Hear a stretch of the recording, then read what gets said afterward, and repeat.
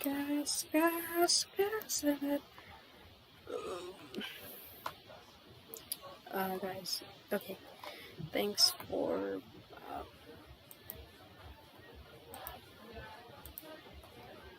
Anyway.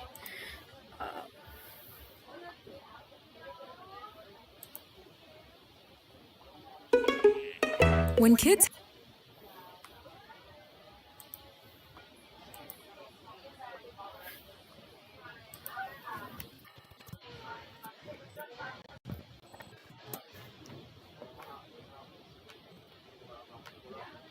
Oh my god.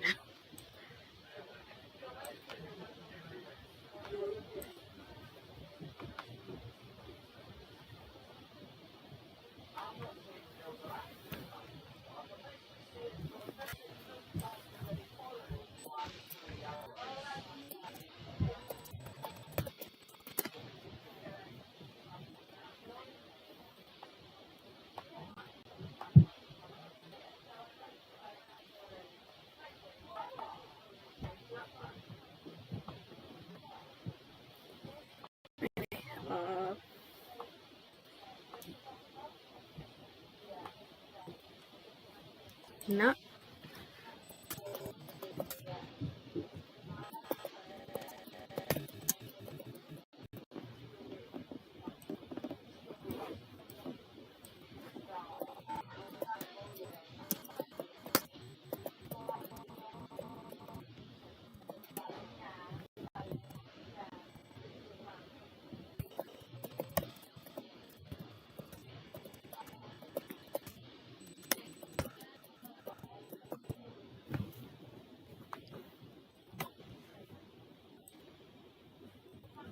Hey guys, watch this. Gas.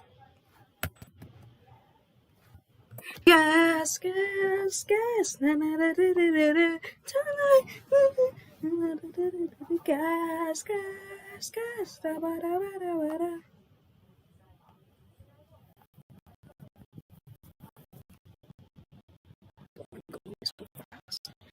I'm going. Okay, let's put it to 2 milliseconds.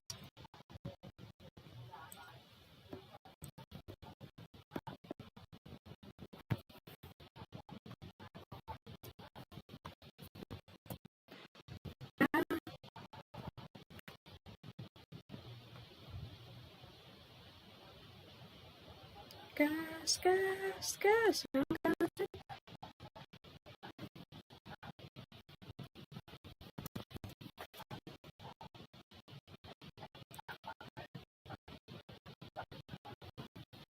Stop playing. No, off.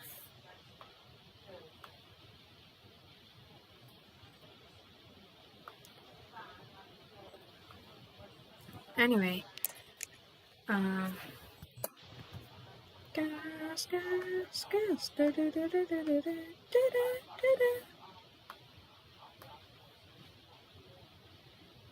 Gas, gas, gas.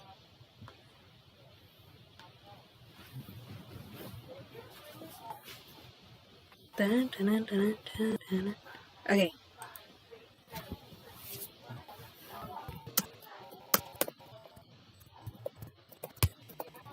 We are going to go speed.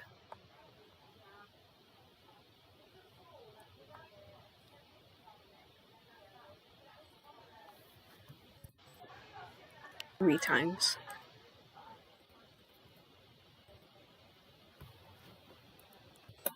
Gas, gas, gas.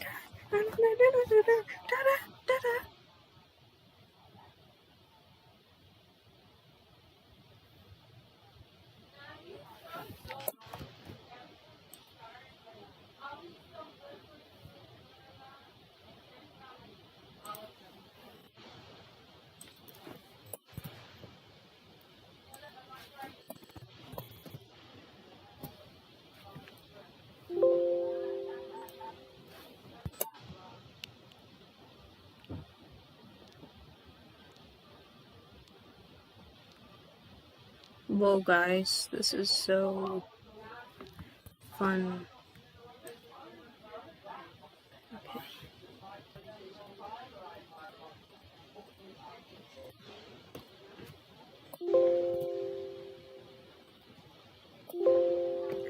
No.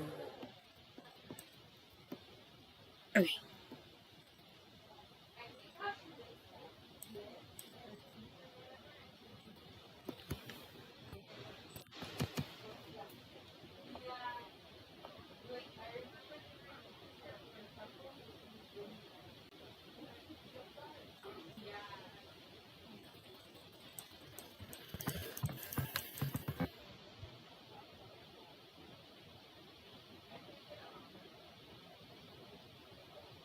God.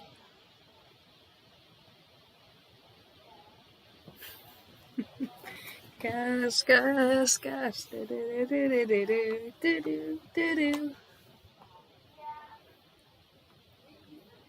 Alright,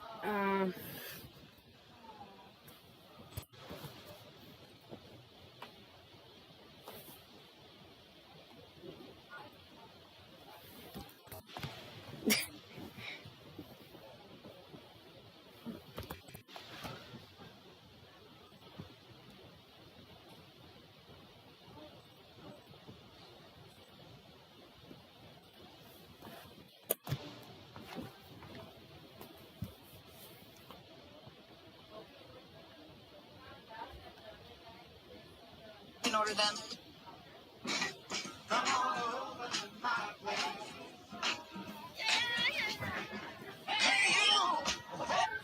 How long can you go without blinking? Even if you're far from being staring contest champion, the adrenaline you'll feel when meeting SCP-173 will force you to keep your eyes open for as long as humanly possible. gas. It can kill anybody when those who are present stop looking at it. So what is this anomalous object? First, let's go back in time to when the sculpture, the one that constitutes SCP-173, came to the Foundation's attention. The events took place in the 1980s in one of Japan's museums of modern art. Its name is classified, but even if I knew it, any mention of it's been erased from history I and museum. wonder. So there's this game called Clicker Tale 3. I wonder if we...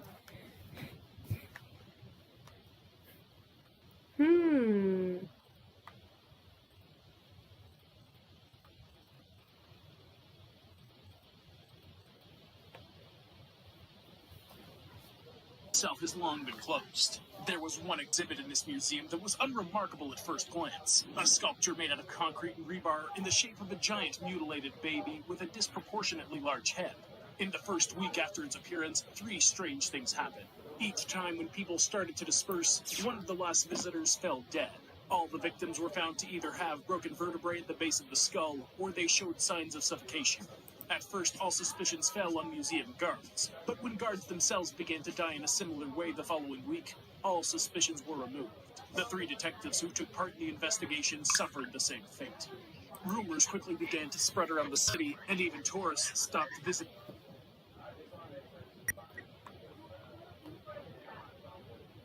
Let's see. Okay, so we continue. It's probably gonna have something that blocks something. Nope, not it. Okay. Oh, it's so much.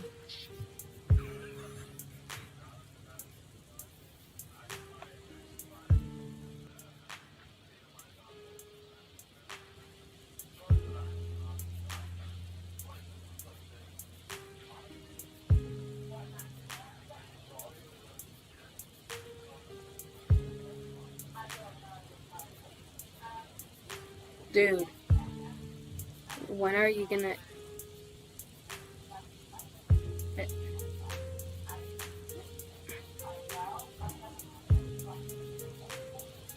When are you gonna stop me from... Never? Alright,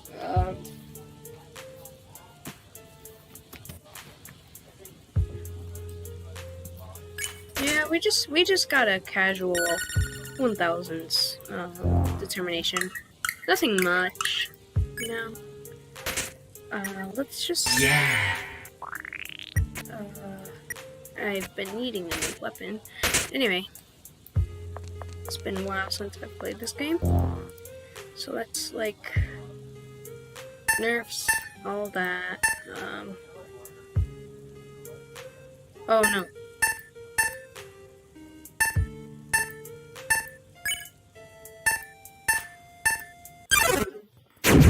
Got my auto clicker on?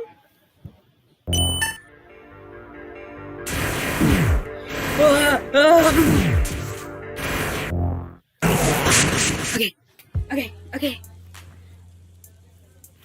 I just need more.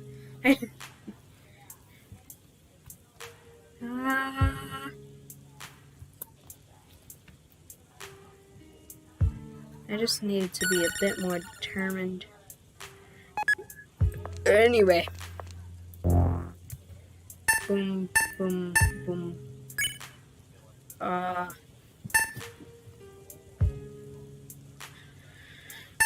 No.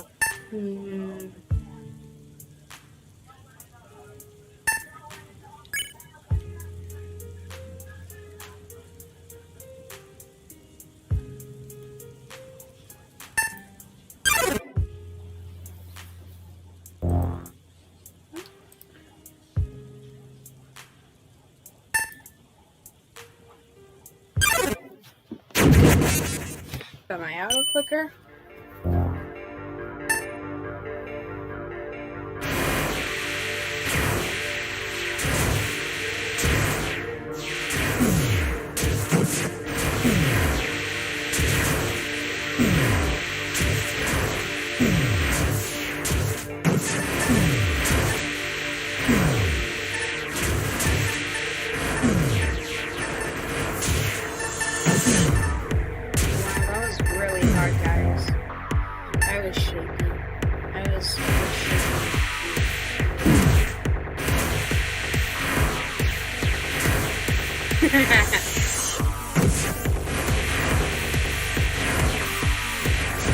Do your attack. I don't mind. I don't mind.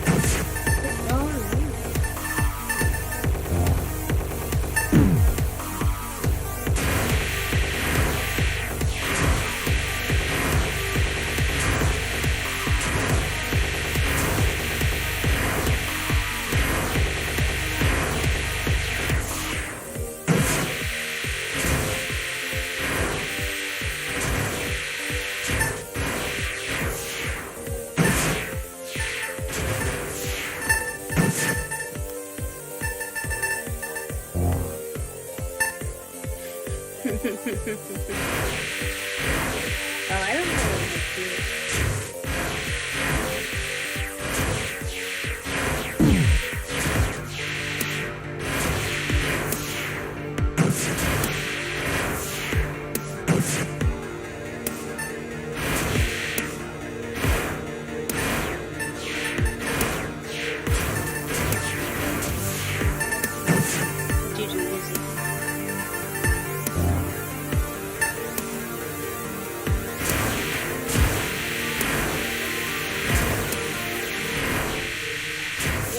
There's a time limit. I'm so scared.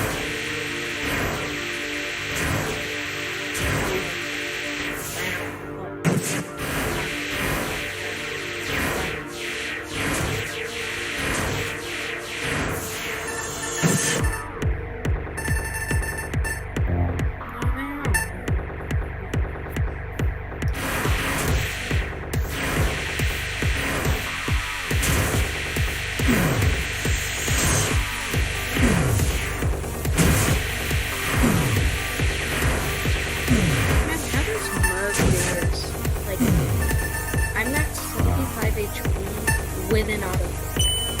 Oh.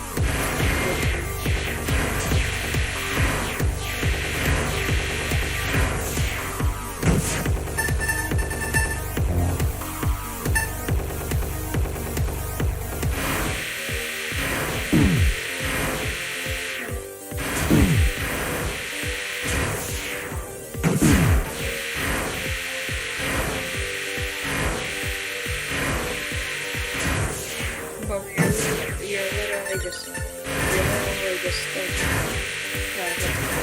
toilet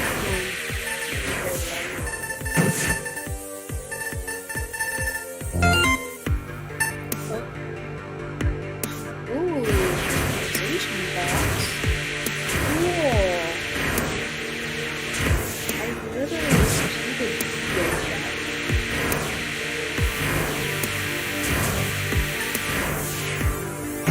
Just imagine. Like the person that told me at the start of the game, they already got the customization box. I've never gotten a customization box ever. On my normal account.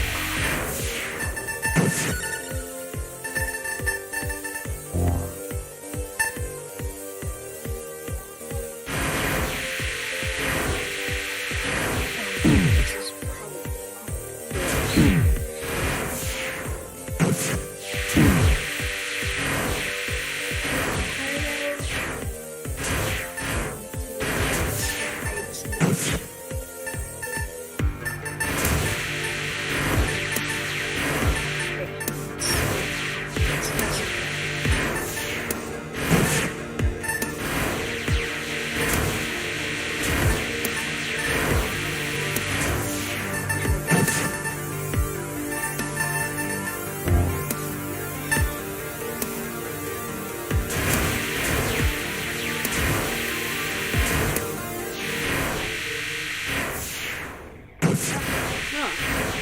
There we go. Music.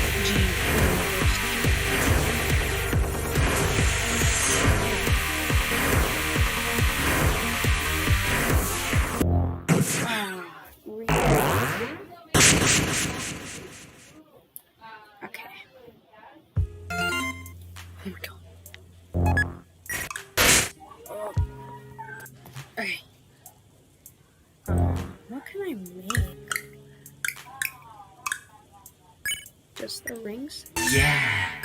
That's armor, I guess.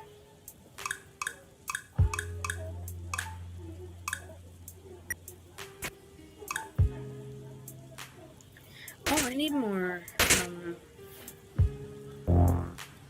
Right, I'll check at the comments. If there even is any.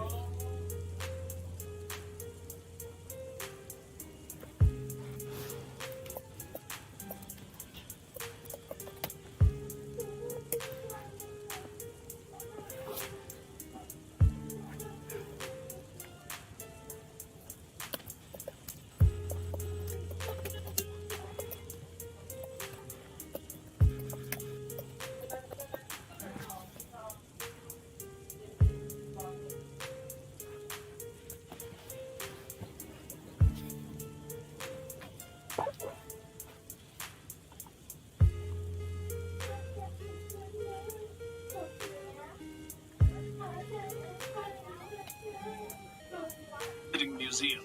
After a strange mixture of blood and feces began to appear on the floor of the museum regularly, the facility had to be closed altogether. It was impossible to clean this substance up by any means, and its persistent odor spread over a 3-kilometer radius. Local intelligence services planned to liquidate the entire museum in order to avoid having to search for the source of the trouble.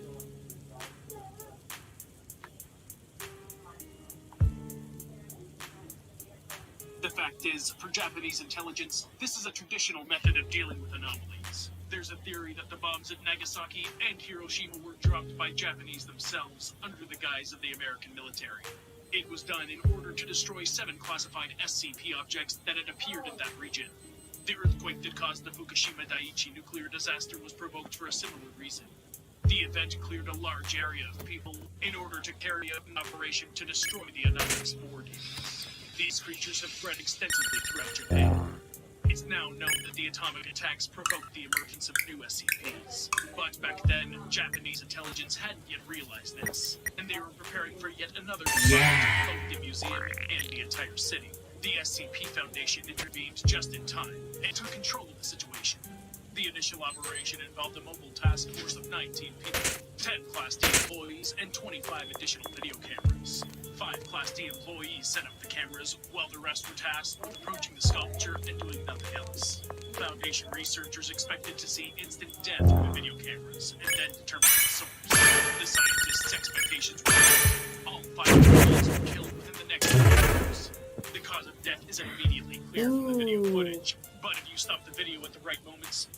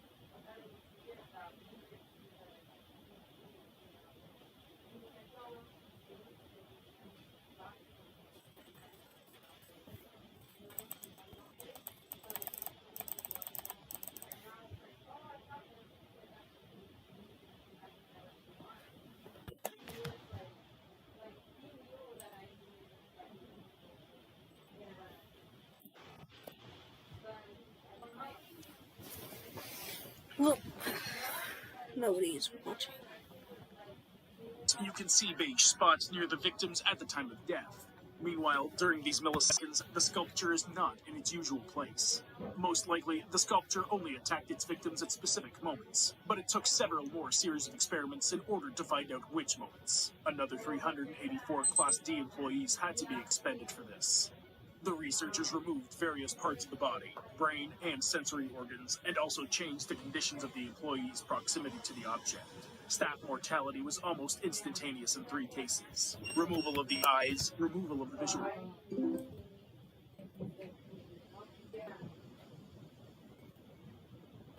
cortex, and during complete darkness. From this, they came to the conclusion that the sculpture attacks only when no one in the immediate vicinity maintains eye contact with the object. Therefore, the capture team was given the following instructions. Half of the agents must constantly look into the sculpture's eyes, while the rest have to pack the sculpture in a special container. At the time, they were unaware that physiological blinking during observation is also regarded as termination of visual contact. As a result, 2 agents were killed during the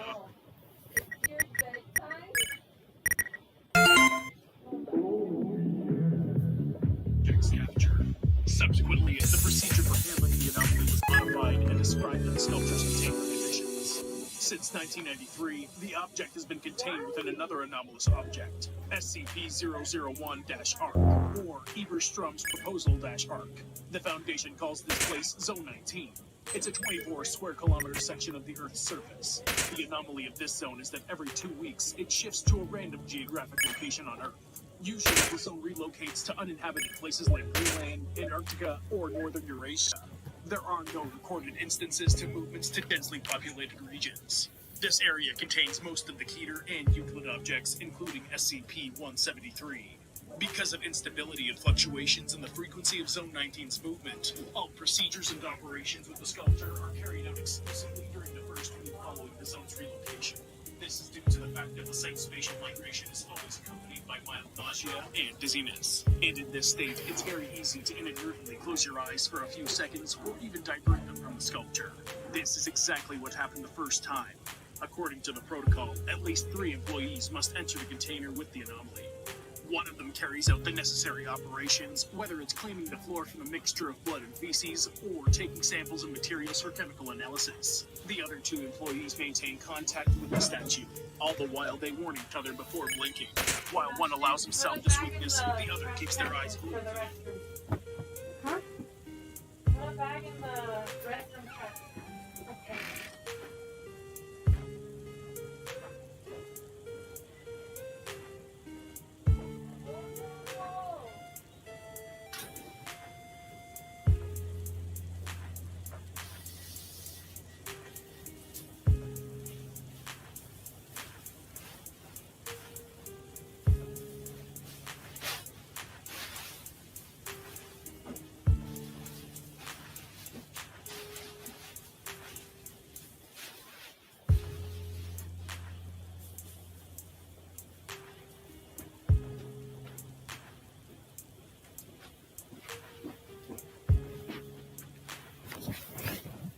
Object. In the first week of the object's containment, an unexpected teleportation of Zone 19 occurred, from Antarctica to the Russian tundra.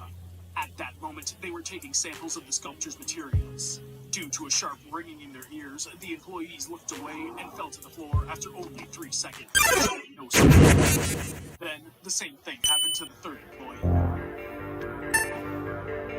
As such, they only managed to take medical analysis the 2nd time, ensuring that the sculpture was made up of harmful material and circulation from the agent's space.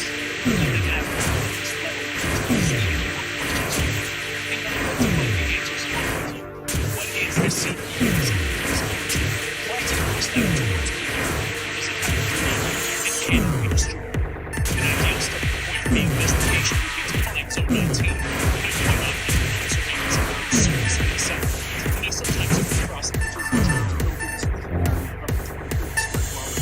despite the fact that the foundation but the problem is in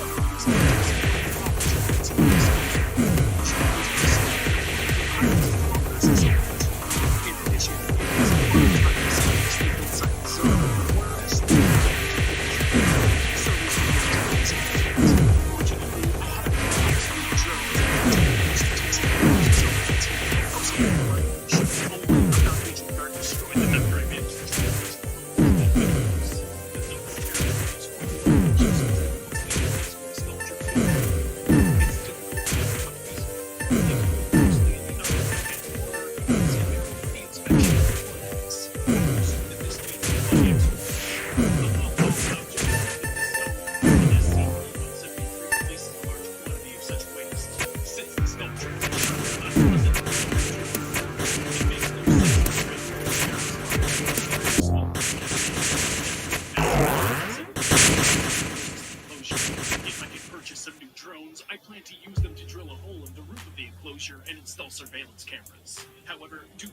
increased security, this is an almost impossible task.